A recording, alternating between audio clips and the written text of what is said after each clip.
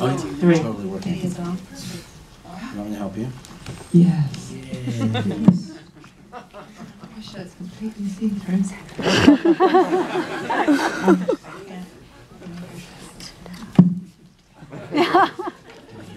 Can you hear me? Yeah. Mm-hmm.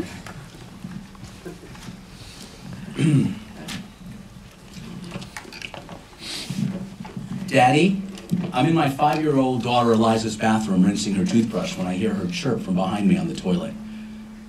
Even now, I'm oddly caught off guard sometimes by the title, Daddy. As though I'm suddenly looking down at a new suit I don't ever remember putting on. But I like it. Fits me. Makes me look thinsy. Yes, monkey, I replied distractedly. She holds her fingers up to my face. Then come 3 tiny words. Oh, how those words repeat in my head over and over again, echoing, almost like in slow motion. Smell my fingers.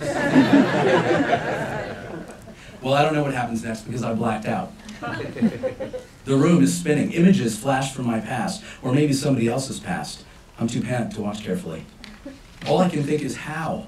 How the hell did I end up here, in this particular conversation with this little girl holding those fingers up to this face? I can't seem to remember the series of events that led to this moment. Any of them. It's the same sensation I have after plowing through 4 bowls of cereal while watching The Biggest Loser. How? Eliza and Jonah were quietly watching the final moments of Disney's Tangled on my iPad, each with their own set of headphones. Don was visiting his folks in Pittsburgh, so I was flying solo at home in LA. About an hour earlier, one of the kids had dropped a glass pitcher filled with those horrifically annoying, multicolored, jelly-like pearls the kids love, called Orbeez. I had a meltdown and put the kids in Disney's hands while I tried to clean the glass and scoop up what seemed like 2 million beads from every corner of the kitchen floor. When the movie and my meltdown were over, I asked the kids how they liked Tangled. What was your favorite part? Jonah loved Pascal, the hilarious chameleon sidekick to Rapunzel. Eliza took a bit longer to answer. The whole thing, she finally replied. It's her stock answer, her way of telling me to fuck off and stop interviewing me.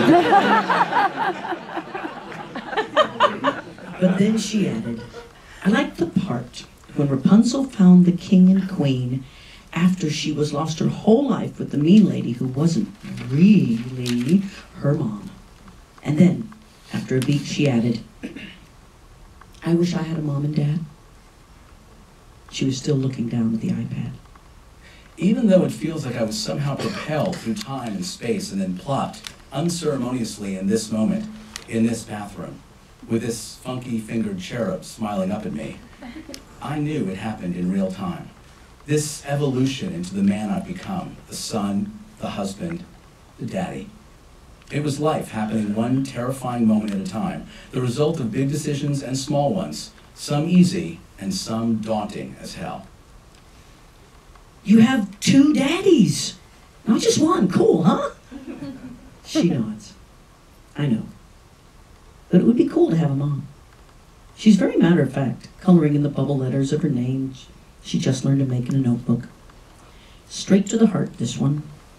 Never thinks maybe pull back a little, nope. Just straight in. But I knew exactly what she meant. She wants the picture of what she sees in the movies. To be a princess, enveloped by her parents, the king and the queen. To feel like Rapunzel, or just like most every other girl. I know she's not sad about the cards she was dealt, but she wouldn't mind having a queen and a king. I suddenly feel sad for her not being able to have everything she wants, or at least this one specific thing. Kids need devoted parents who love them and make a home for them. I know that, in my head. But in my heart, I fear that our situation is just a tiny bit not as good as if the kids had a conventional family. Even though I, like millions of other kids, came from a conventional family, and sometimes wished I had it differently, nonetheless, my heart breaks for my children, who will undoubtedly wish they had a mother from time to time. They'll crave that specific feeling of being embraced by a mommy. What is that momminess exactly? Can a man bring momminess to a child's life? I feel that I do. But is it still momminess if it comes from a man? It's 2005. I'm in the delivery room with Dawn, our birth mom, Monica, and I held hands as first Eliza and then 2 years later Jonah were cut from their umbilical cord and from their 9-month lifeline to Cinnabons, Mountain Dew, and Marlboro menthols.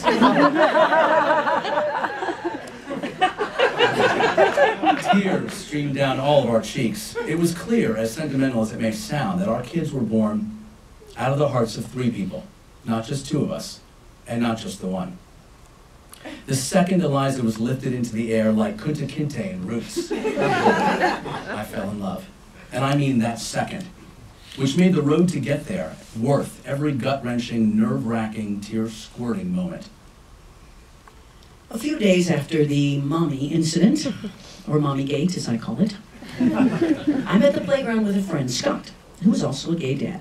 I ask him if his daughters have ever told him they wanted a mommy. Are you kidding, he says. All the time. They're always saying how unfair it is that they can't have a mommy. Scott laughs it off. Doesn't that bum you out? I ask him. What are you going to do? Maya also wants a unicorn. I can't pull one of those out of my ass either. We both start laughing. Suddenly, a mom from Maya's school inches over to us. Hi, Scott. He gives her a hug and he introduces us. Sorry, I overheard your conversation. She continues. But I have to tell you, Chloe was just asking me about you and Andrew and why Maya doesn't have a mother. We both looked at her a little stunned. She must have overheard us. You know what I told Chloe? I told her that some kids don't have any parents at all. So, isn't it better that little Maya has no parents at all? She looks at us, so proud of her message. I think it's great, she adds. Thanks, I think one of us said. I smile at the effort, hiding my inner scowl. She kisses us both goodbye. So nice to meet you. And then she flies off. But her comment lies there like a silent but deadly fart. You're not sure you actually heard it, but the smell lingers in the air, wet and gassy. Scott's the first one to speak. She's not wrong, really, is she? In a backwards logic kind of way. He's so nice trying to give her the benefit of the doubt. She doesn't know any better, I say, but she should. Come on, really. Is having two dads only just the next worst thing to having no parents at all? I guess if you put it that way, Scott says, it's not a better than nothing situation, is it? Hello, no kidding. It's better to have only a couple of fingers blown off your hand than lose your whole hand, isn't it? I'm on a tear. She thinks having 2 dads is like having only a couple of fingers blown off. That's crazy, Scott says. Hey, she's your friend. We laugh. With the silver lining, at least you still have 8 perfectly good fingers, and for her, you only need your middle one. It's ridiculous. We both know it. And for a split second, I feel sorry for Chloe, because her mom is kind of lame. But it's funny, becoming a daddy. I fully expected to discover what a friend had spoken to me about, to find the father within. But what I never imagined, what I could never have possibly predicted, was finding the mother within me. There's no doubt that when Eliza got home, I fully took on the role of mother to my cub. If I could have stuck a boob in her, I would have. And I always became defensive when people assumed I didn't know what I was doing. Like when we would be traveling and every woman on the plane would offer us important advice like, don't forget to feed her. Air pressure makes babies' ears go ouchy. I'd be like, really? And here I was about to stuff her in the overhead compartment. Maybe the thing that makes a kid want a mommy is the fact that they see other people who have them and it looks so nice. I mean, it's really no different from seeing someone with, say, a new iPad, coming home to it and being able to play with it and use it and get a bunch of fabulous apps. It's great to have an iPad, but must everyone have one? I mean, is a life incomplete without an iPad? I mean, if you have another device that does the same thing but only looks different, maybe smells a little different, has a penis, and do we need to feel sorry for kids without iPads? Every kid wants the parents they see on TV or across the street or in the next car over driving their best friend, who always seems to have it better. I'm already jealous of the parents my kids haven't even met yet, whom they will wish they could have. I'm jealous of the storybook parents and Disney parents and Friends parents who they imagine coming home to. And have you seen the end of Tangled? Those parents rock.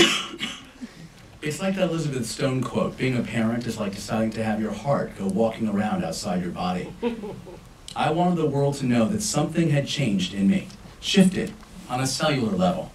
Something that made certain things like my kids' gestures or smells, particular smiles, make me want to burst into tears. What is that? Sadness? Joy? Pride? Being a parent. How do I make up for having robbed my kids of the experience of having a mother? I can't. But at the same time, if they'd had a mom, they would have been robbed of the experience of having two dads who loved them more than life itself. It is what it is. We do our best and hope that when they grow up, they know they were unconditionally loved and liked and respected. And as a result, they grow into compassionate, loving, responsible adults who feel lucky with the pair of queens they were dealt.